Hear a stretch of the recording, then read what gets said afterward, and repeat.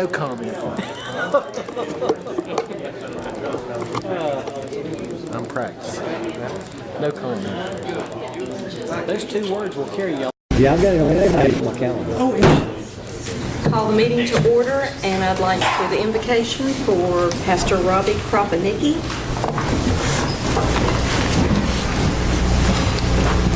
It's an honor and a privilege to be here with you guys tonight, and if I fall asleep during my own prayer, it's because I just had a baby girl. So.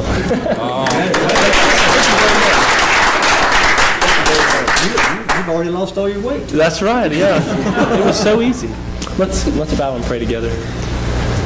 Father, it is a tremendous honor and privilege to be before all these people tonight. And we come before you in the powerful name of Jesus. And we ask that you would bless our time, that you would give these councilmen and women wisdom. Your word tells us that if we ask for wisdom, you will give it in abundance. And so I pray for wisdom. I pray for discernment. I pray, Father, that your will would be done here in this place and in the city of Hickory. Father God, I ask your blessings over Hickory. I pray that we could be the light that shines into the darkness of this city. Pray, Lord, that you would protect those that serve us and watch over us and over the people who live here in this community. Pray, Father, that you would be our refuge and our strength and our ever-present help in trouble. I pray this in the powerful name of Jesus. Amen. Amen. Please remain standing for the pledge. I pledge allegiance to the flag of the United States of America and to the republic for which it stands, one nation, under God, indivisible, with liberty and justice for all. Mayor Wright is at a meeting in Raleigh tonight, so he will not be here, and also Mr. Meissner is not here. Special presentations, we have the proclamation for fair housing doors. Do we have anyone from the Realtors? You did. Great. Regina did.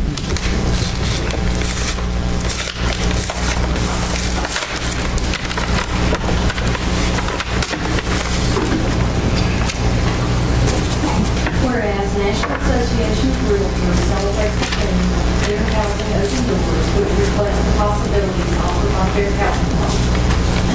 And the federal fair housing law prohibits discrimination on the basis of race, color, religion, sex, status, handicap, or national origin. And the NAR equal access to housing is consistent with the spirit of federal fair housing law. The association continues to enter into the HUD Fair Housing partnership with the U.S. Department of Housing and Urban Development. HUD is charged with implementing the Fair Housing Law, and the Fair Housing Law partnership is based on the concept of using a voluntary compliance commitment as a supplement to the Fair Housing Law to achieve equal housing opportunity. It provides participants with guidelines on marketing, advertising, training, and education, and it encourages cooperation with community-based fair housing and civil rights groups. And NAR is committed to educating their members as well as buyers and sellers on how to fully comply with the fair housing laws. Now, therefore, I agree with Mayor on behalf of the Hickory City Council, do hereby proclaim the month of April 2014 as Fair Housing Month, and ask that the citizens of Hickory to join the NAR in celebrating Fair Housing Month, reflecting on what has been done to eliminate housing discrimination and consider what more needs to be done to accomplish. This is the first day of April 2014. Thank you. That's very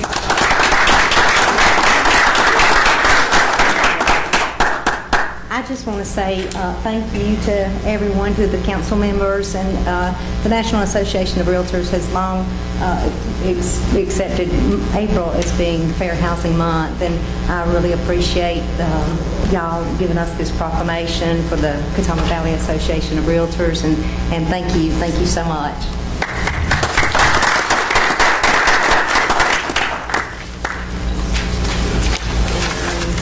Another proclamation to be read is the World Autism Awareness Day. There is no one here to receive it. Correct. They asked, Mr. Eimer requested this to be read. Autism Autism spectrum disorders, ASDs, affect young people and adults of every background, and millions of American families know the weight of their impact. On World Autism Awareness Day, we recognize ASDs as a growing public health issue and recommit to supporting those living with an ASD and their loved ones. And whereas we have made great strides in our understanding of the autism spectrum, and today, children and adults with ASDs are leading independent and productive lives. However, barriers still remain for those individuals and their families. We share a responsibility to ensure persons living with ASDs have the opportunity to pursue their full measure of happiness and achieve their greatest potential. And whereas the Combating Autism Reauthorization Act provides critical funding for autism research, education, early detection and support, and services for children and adults. And whereas with the Department of Education, we are making substantial investments in enhancing education for children on the autism spectrum, from early learning to higher education. And federally funded research continues to explore how we can improve independent living, develop assistive technology, and advance vocational rehabilitation services for individuals with autism. And whereas new policies and bold actions break down old barriers and reshape attitudes, we move closer to a world free of discrimination and full of understanding for our family members and friends living with ASDs. And whereas on World Autism Awareness Day, let us reaffirm our dedication to supporting those on the autism spectrum and their families. And let us continue the work of ensuring all our people have a chance at achieving the American dream. Now there, I, for Rudy Wright, Mayor of the City of Hickory, on behalf of the Hickory City Council, do hereby proclaim April 2nd, 2014 to be World Autism Awareness Day in the City of Hickory, and encourage all Americans to learn more about autism and what they can do to support individuals on the autism spectrum and their families.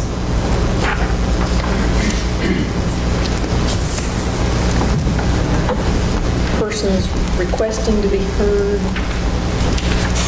Jenny Davis.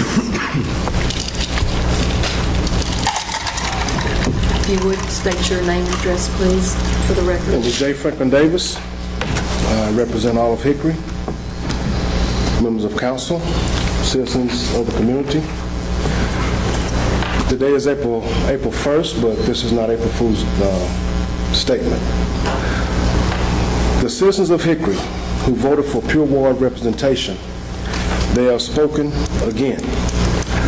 And even though you're in office, you have a seat, you're supposed to be representatives, they have told me that they wanted to more or less take the city back for themselves. City of Hickory just got another award of being the 5th most miserable city in the United States. That came out on yesterday by the Gallup polls and Gallup and Healthways. I think it's been the 5th most miserable city for the past several years, so we're holding on to number 5 spot. That's great. My second item is recently saw in the newspaper where a police officer in the city of Hickory was terminated. His job was terminated because he assaulted a person while they were in his custody. And if you remember, it's been coming up on a year that I've requested a civilian policeman's review board with with subpoena capabilities. I think now it would be wise to think over this.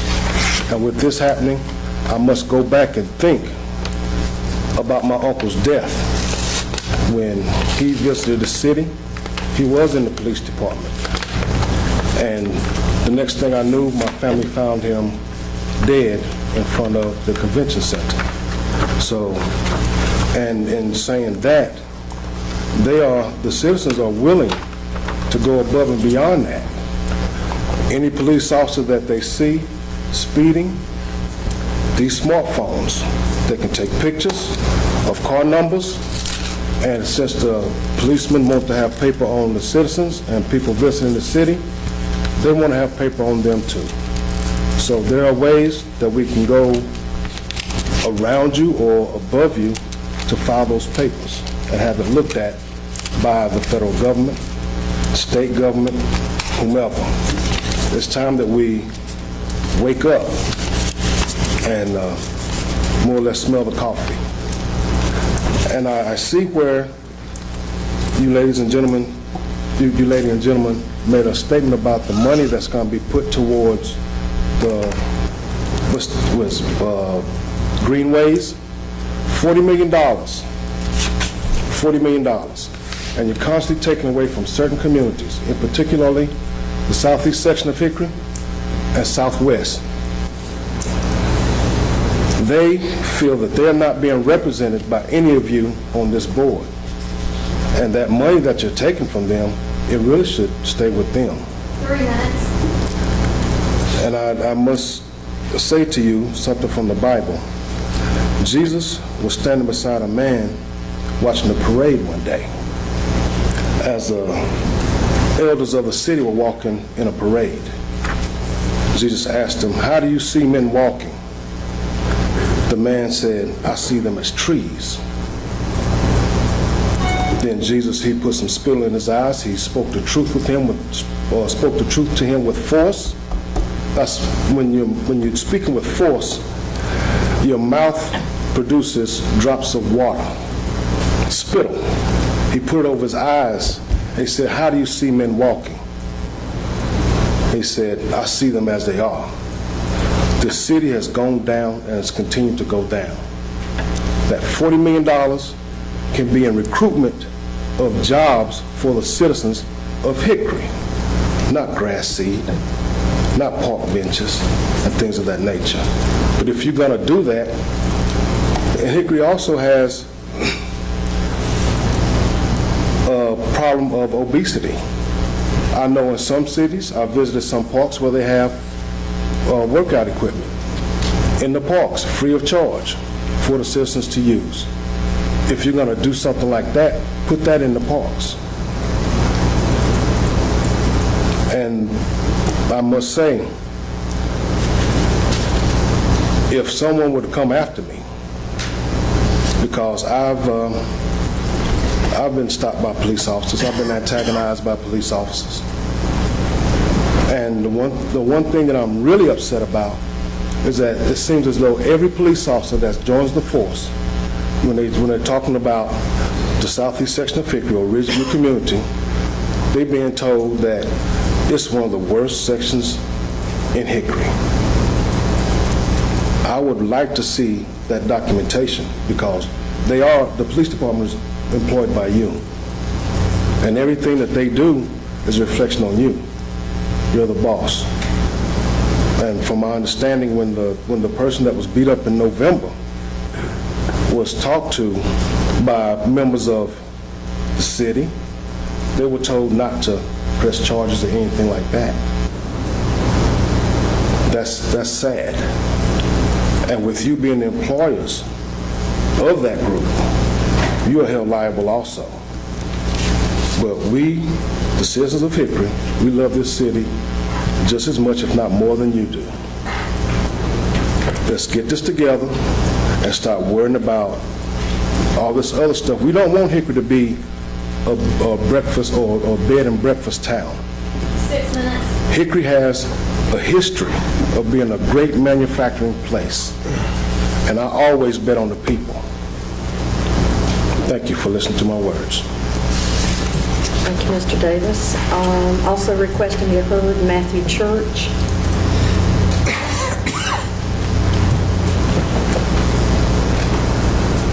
Okay, we'll go on. Approval of the minutes from the regular meeting of March 18th. Does anyone have any corrections? Madam Pro Tem, I move approval of the minutes. March 18th. I have a motion by Mr. Seaver, a second by Mr. Zagaroli. All those in favor say aye. Aye. All those opposed, no. Passes unanimously.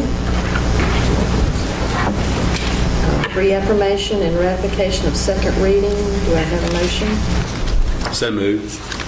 Second. A motion by Mr. Lill, a second by Mr. Seaver. All those in favor say aye. Aye. All those opposed? Passes unanimously. Consent agenda, is there anything to be removed from the consent agenda? If not, I'll entertain a motion. Make a motion to approve the consent agenda. I'll second. Ms. Yes. Guess. Motion and Lil and second. All those in favor, please say aye. Aye. All those opposed, passes unanimously. Mr. Berry. Thank you. First item of new business this evening is a public hearing to consider text amendments to the city's land development code. And I'll ask Mr. Cal Overby to come to the podium and present that to council prior to the public hearing.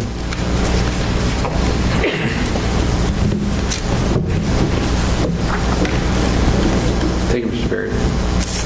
Mayor Pro Tem, members of council. The item before you is part of the city's planning department's annual review of our land development code. During this current year's review, we identified modifications needed to be made to Articles 2, 4, 6, 7, 8, 9, and 10 of our land development code. And I'll go through those here with you momentarily. The first section, which had the most extensive of any of the modifications of the items before you tonight, was Article 2, Development Review Procedures. What really brought this about was a change in state law with regards to how the procedures of the Board of Adjustment take place. Basically, this new bill, which was included with the information that staff sent to council, changes the procedure for how the Board of Adjustment conducts business, makes decisions, and keeps records. It goes into a number of different items from how the petitions are received, who receives them, how they're processed, basically establishes a process for expedited review, expands the requirements for public notice. It changes the requirements for some voting procedures on some items, mainly administrative appeals, whenever administrative officer within the planning department, the planning director specifically makes a decision. People are entitled to an appeal of it, and the Board of Adjustment reviews those appeals. In the past, as with variances, they required 4/5 decision. Now, the statute's changed, and it's only a simple majority to overrule an administrative decision. With regard to variances themselves, the legislation basically made it easier to get a variance. You no longer have to demonstrate that a variance is needed to make any use of the property. It has to address a practical difficulty that affects the property in some form or fashion that doesn't affect similar properties. Also establishes procedures for subpoenas with regard to the meetings and who can issue the subpoenas and squash them and different items like that. What really to take away from these is that the statutes really formalize the Board of Adjustment and bring its procedures more in line to what you would actually see from an official court proceeding in some regards. And that's actually a good thing, because it's really concise and really precise how the proceedings need to take place. So it's in staff's view, it's a good thing to see. I went to some sessions with the Institute of Government, and we had our legal staff help us out, and we got all these in the code the way it needed to be. The one item that's here that's actually not necessitated by the statutory changes is an amendment that would require pre-application conferences for specific development projects. And these aren't any development project. These are development projects which usually consist of buildings 15,000 square feet in size or greater, street relocations, utility relocations, multiple buildings on single pieces of property. What you would generally think of as fairly complex development projects, to where it's a good idea to sit down with staff and the development team, their engineers and architects ahead of time to kind of work through the process to see where you're going from point A to point B, versus getting a set of plans and then figuring out that no one talked to one another, and we basically have a set of plans that then we need to fall back to square one and begin anew. So that's kind of where those were coming in there at. The next section was the watershed standards. Part of the legislation coming out of the past legislative year had some requirements for water supply watersheds, which basically the northwest portion of Hickory is in a water supply watershed, which is basically a regulated area we pull our drinking water from that drainage basin, the water drains to our raw water intakes there. There were some changes there with respect to what is impervious surface, meaning what water percolates to and what it doesn't. Also, a standard which allows for density averaging, meaning that you have two pieces of property and not connected to one another, but you can treat them like they're one. And those standards were added to our land development code. Also, one change that was added to it, which was not portion of the statutory changes, but was from a practical manner, was essentially a double standard, was that in the water supply watershed, if you do what's called a high-density project, meaning if you have an engineered stormwater control system, you needed to get a special use permit in the water supply watershed. But outside the water supply watershed, say in any other part of Hickory, you could basically design an engineered stormwater control system and have the plans reviewed, and you're done. What that did was effectively made our planning commission review something that the question I got the last time I had a planning commission meeting regarding one was, does it work? And the answer was yes. And there was loads of other discussions from that point forward, because either it works or it does not work. So that's the main thing to take away from that section. Use table. There's one housekeeping item here with respect to duplexes in R1 district. Up until about 3 years ago, duplexes were allowed in R1 districts for years. You can see entire communities in R1, our rural residential district, that are basically duplexes. That was basically omitted from it by accident. So we're basically revisiting this and requesting it to be reinserted into the code. The other portion of section 6.1 is to basically delete a listing for commercial parking, which is kind of weird, the section on commercial parking, because commercial parking is only permitted in commercial districts, so obviously it's commercial parking. There's also a listing for off-street parking related to uses permitted in a district. Say, the one instance that really comes to mind is churches in residential districts. Churches in residential districts can build a parking lot on an adjacent lot because the use using the parking is permitted in the district. So that's the one distinction to make from these. Commercial parking, you can have parking in a commercial district by being a business use. I mean, that's what it is intended to be there. There's some changes to the telecommunications or cell tower portion of our code, and these are also necessitated by some general statute changes. Basically, the changes to the general statutes require permit for increases in tower heights and require that they be administratively approved versus going through a special use permit or quasi-judicial hearing. There are specific instances. Basically, they can be increased by 10% or 20 feet in height, whichever is greater. It is basically the way the legislation came out. Now, the legislation the state passed basically was a reflection of some federal legislation. It kind of just got promulgated to the local level. And as far as Article 7, what happened with Article 7 was Article 7 contains the dimensional standards for commercial districts, meaning setbacks, meaning lot sizes and things of that nature. What was omitted from the commercial district, which should have been added when we reviewed our land development code initially, was to have setback standards for accessory structures, meaning a storage building that's accessory to a use where someone may store some of the items that they have in their business. We really didn't have those standards for commercial districts, so we felt that should be added, because accessory structures for residential districts are outlined within the requisite section that regulates that type of dimensional standard. The next item was Article 8, or conservation subdivisions. Staff reviewed this, and the recommendation is to basically reduce the minimum lot area from 5 acres to 2 acres, meaning that you could have conservation subdivisions on smaller pieces of property.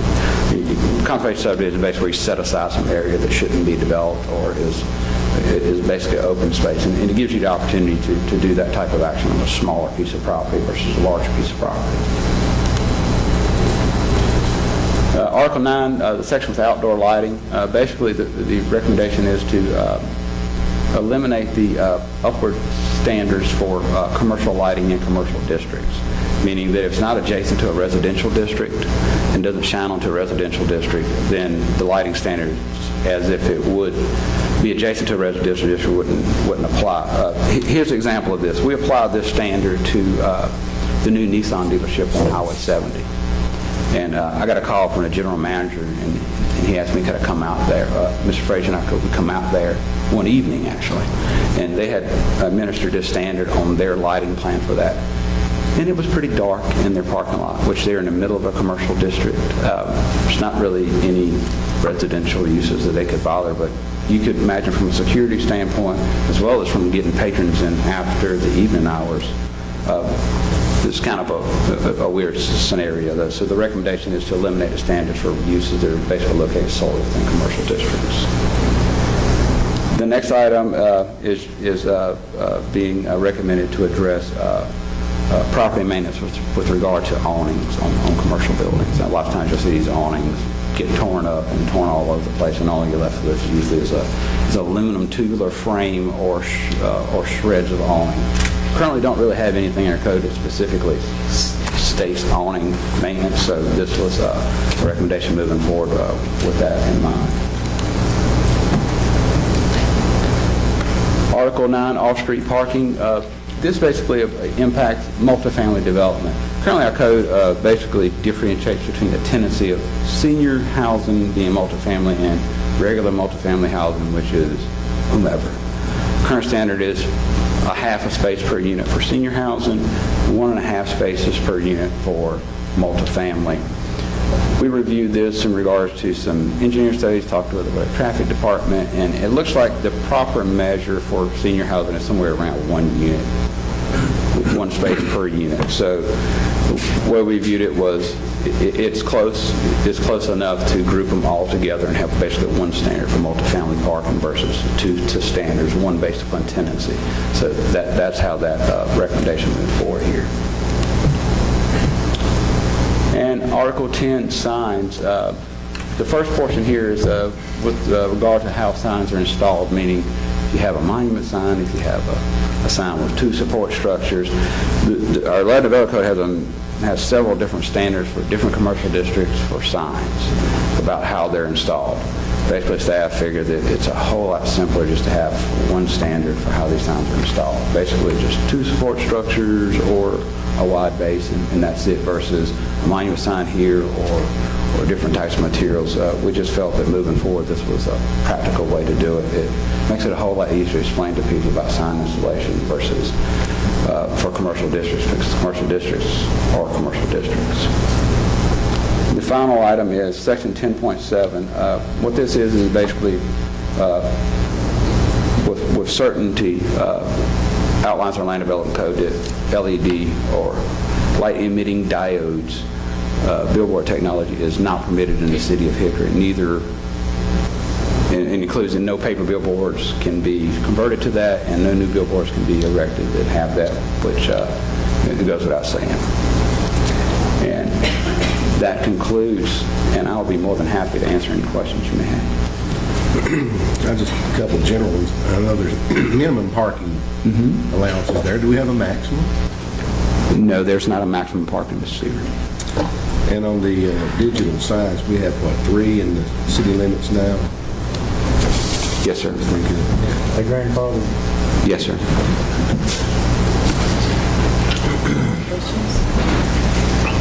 I'll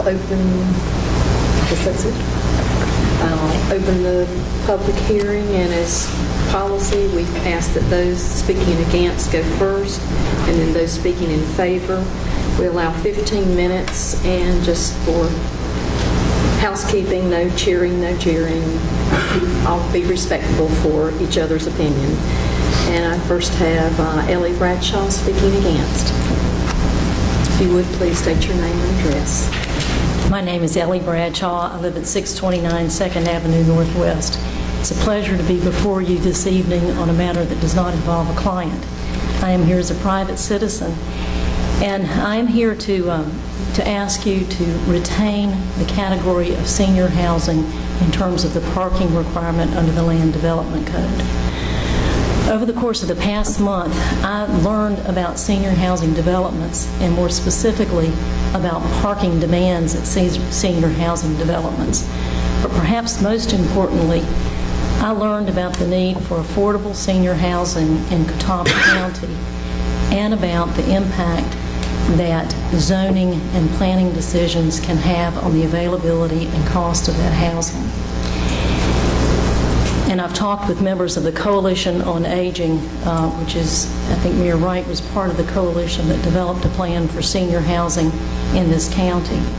In the course of representing the client, we looked at parking requirements for senior housing for multifamily structures. And what we found, we were under the code that required 0.5 spaces per dwelling unit. The North Carolina Housing Finance Agency, which is in the business of reviewing, approving, and funding affordable senior housing in this state, has a requirement of 2/3 of a space per dwelling unit. And we, in looking at senior developments in Hickory, we looked at the villas at Northview, which has the 2/3 parking space per dwelling unit, visited that facility several times over the course of 2 weeks, I think a total of 8 times, and found that there were always available spaces. We also looked at the Institute of Transportation Engineers 4th edition parking generation. I believe the 3rd edition is referred to in the presentation. And they did a study, I guess in Pennsylvania, but this is the only study that we could find, fairly recent study, which found that for senior housing that's non-medical, it's senior apartments, multifamily senior housing, no medical facilities. They live in, adults there live independently and are active. And they found that the highest peak demand for parking spaces was 0.67 vehicle per dwelling unit, with an average peak demand, again that's peak, of 0.59 vehicles per dwelling unit. So I'm here to ask you to change, to keep senior housing as a category and to put the requirement at 2/3 of a vehicle per dwelling unit. And the reason that is important for affordable senior housing is that for affordable housing, they must be on the public transportation route, so that you have public transportation available and those seniors don't need to drive, often can't drive. The other reason is that it is important to have affordable senior housing located within the city so that those residents are close to transportation and essential services. And in the city, space is generally at a premium. So I'm asking you to keep the parking requirement for senior housing lower so that more spaces are available, more lots are available for senior housing, and that it is more affordable. And I thank you for your time. Is there anyone else who is wishing to speak against the proposal? Is there anyone wanting to speak in favor of the proposal? If not, I'll close the public hearing and ask for discussion. To address the concern that was just made,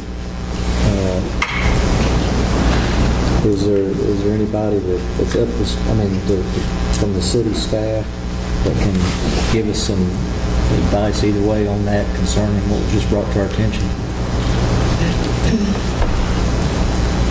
With regard to Ms. Bradshaw's comment, as I stated, the standard that you see in some of the studies is right around 1 space per unit. She had some information, and she and I talked, so I swear that Ms. Bradshaw is going to be here. If council so chooses to set a standard for 2/3, that is greater than what we have now. That would probably create some more parking on these facilities. To be honest, we haven't really experienced a huge problem with it. It's that point, and I think that the concern with staff is that if you have a senior housing development at some point in the future, what happens when it's no longer senior housing and it's just an apartment complex? I think that's the one concern that generated the staff's initial review of it. Say if you build, someone comes in and builds an apartment complex and 20 years down the road, it's no longer senior housing and it's just standard market rate apartments and some 20-something with 2 kids and can move in, and next thing you know, you have 2 or 3 cars, etc. That's the concern that the staff was trying to address with this. But what Ms. Bradshaw had said was just increasing it by to basically 2/3 of space. Yeah, you would get more parking on site, and you would probably curb off some of the concerns for future with regards to apartment complexes. So I have no objections to what she's saying with that. The numbers are really close. Staff's idea was that the 1 and the 1.5, which we currently have, let's just collapse it into 1 for an administrative standpoint. It's easier to administer. And it would all, seniors, they, 55, I think we all close, can qualify almost. And many times both do drive still, even if, so planning for the future, you're saying. Yeah, that was a general idea for staff, yes, ma'am. And people are certainly rely on their cars. You may want to consider, if you so desire, approving the text amendments with the exception of that particular one to give staff an opportunity to look into that issue and report back to you. That's one of your options. You need time to study space. Yeah. I mean, I don't know that we need to send staff to study on it. I think that it's Is the only objection that you would have, Mr. Overby, would be that in the event that it would revert back to something other than the senior facility? Yeah, that's generally staff's concern. And that's, is there a way to alleviate that in the future if it does revert back, that we could change something there, or is that once it's done, it's done? I mean, you could use that logic on anything. I don't like trying to clean up the wreckage of the future, because 3 years from now, council could say that 10 spaces are required for senior housing. So I'm not that one doesn't hold a lot of sway with me necessarily. I don't know that 2/3 is. It sounds reasonable. It sounds reasonable to me. I would make a motion that we amend it to 2/3 and approve it as everything else as it's written. Okay, I would second that. My question is, though, are you talking about in all categories? I mean, the comment that was made by Ms. Bradshaw was to reinstate the senior housing category, which we collapsed that, and then in the senior housing category have the 0.67. Is that right, Mr. Overby? Yes. So how would it be done given the senior housing is what I understood. Yeah, it's basically to retain the senior housing category, but from 0.5 up it to basically 2/3, 0.6. That's my motion. So it would be section 9.2.2, subsection A, senior housing would stay in the use table. But it would change. No, yeah, it would change. It would change to 0.67 or 666. Right. That's what my motion is. Okay, a motion by Mr. Guest. Second. Second by Mr. Lau.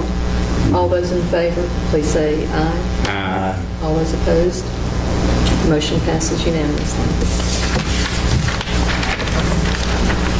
The second item of new business is also a public hearing regarding a single lot petition for curb and gutter, and I'll ask Assistant City Manager Ms. Andrea Surratt to come to the podium and present that to council.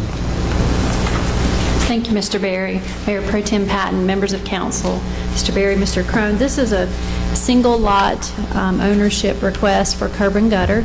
The address is 627 8th Street Drive, Northwest, and they have experienced some stormwater problems, and the curb and gutter would then channel that stormwater into the proper storm drain and would potentially resolve their problems. Curb and gutter petitions allow the city to pay 50% and the property owner to pay 50% of the cost, and it's set up in general statute and then outlined in our city code. And so this particular curb and gutter section would be along the 8th Street Drive Northwest portion of the lot. And their lot sits at the corner of 7th Avenue Northwest and 8th Street Drive Northwest. Be happy to answer any other questions you have. Any questions? All right. I declare the public hearing open and ask for anyone who objects to this petition. Seeing no one, I ask anyone speaking for this petition.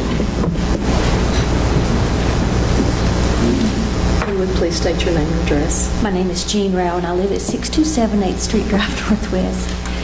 City Council, I appreciate this, and we do want to bring our raw edge of our lot into a more standard plane with the curb and gutter, and also bringing that up to standard with the remainder of the homes in our neighborhood. And it would really help a lot with the water runoff, too. Anyone else speaking in favor? If not, I close the public hearing and ask for discussion or a motion. I'm in approval of the petition. I'll second. Okay, we have a motion by Mr. Seaver and a second by Mr. Zagaroni. All those in favor, please say aye. Aye. All those opposed? Passes unanimously. On to departmental appointments to boards and commissions. Does anyone have any appointments this time? Okay. Matters not on the agenda. General comments by members of council. Anyone? You want to talk about which one to do Saturday? Saturday. Next Wednesday. Well, we do have a proclamation to be given out. That'd be at the Czar Baker Playground for Child Abuse Prevention Month, the month of April. So invite all the citizens to come out. It'll be at noon on April 9th at the Czar Baker Playground. Come join me. You can be there. I'll entertain a motion to go into closed session for 2 items on the agenda. Make a motion. Second. A motion by Kiss and a second by Ray. We're adjourned. We're going to vote. What if we didn't want to go? We need to vote, excuse me. To vote to go into closed session. All those in favor, say aye. Aye. Okay. We are coming back in here at the end if there's any taking action. You got fluid bad on your legs there, man?